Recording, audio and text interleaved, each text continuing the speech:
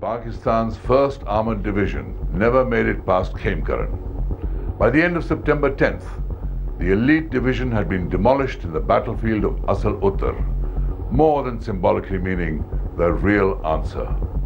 More than 100 Pakistani tanks, most of them the latest patent tanks from the US, had been destroyed or captured by India. On the other hand, India lost only 12 of its own aging Sherman and Centurion tanks. Asal Uttar forced Ayub Khan to cut his losses at Khemkaran and to withdraw his armored division to reinforce Lahore and Sialkot, where the armies had been locked in combat since the 6th of September. As there was no natural boundary between India and Pakistan at Lahore, Pakistan had constructed the 75-kilometer-long BRP, or the Bambanwala-Ravi-Bedian Link Canal, as protection. The three-pronged Indian attack at Lahore, led by the 11th Corps, had been told to take control of this BRB canal, also known as the Ichhogil Canal. The brick-lined canal was 112 feet wide, 30 feet deep, with a depth of 20 feet of fast-flowing water. It ran parallel to the border, 8 kilometers inside Pakistan, and the West Bank had been lined with concrete pillboxes. The first attempts by Indian forces to cross Ichhogil Canal had not succeeded. Later attempts saw some units cross over, but no firm foothold could be maintained on the West Bank by the Indians. When Indian soldiers occupied a village just east of Lahore, it brought the Indian army within range of Lahore International Airport. Pakistan's counterattack across the canal could not dislodge the Indians from the East Bank. And that's how the positions remained for the rest of the war. Aim was to make a thrust towards Lahore and in Sialkot sector, mainly to relieve pressure from Cham sector and in the mountain Poonch, etc., that area. That was the idea.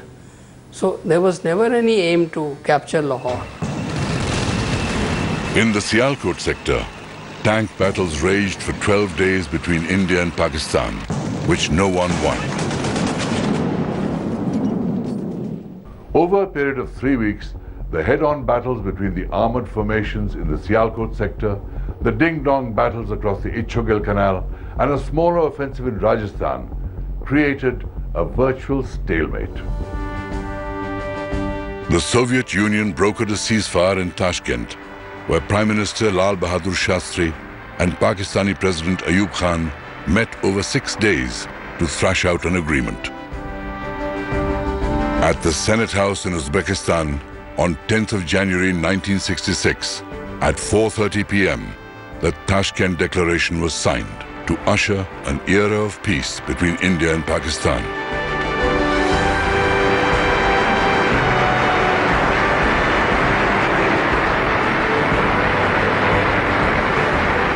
Nine hours later, Prime Minister Lal Bahadur Shastri, who had suffered 2 heart attacks earlier, died in Tashkent at 1:32 a.m.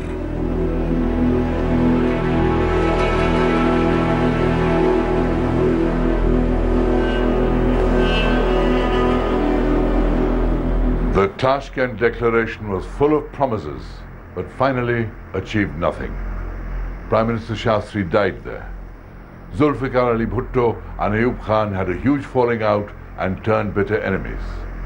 By 1969, Ayub was out of power. By 1979, Bhutto had been hanged. And 5 years after Tashkent, India and Pakistan were once again at war. Till we meet again on the battlefield of another war, this is Kabir Bedi saying goodbye on this episode of Guns and Glory.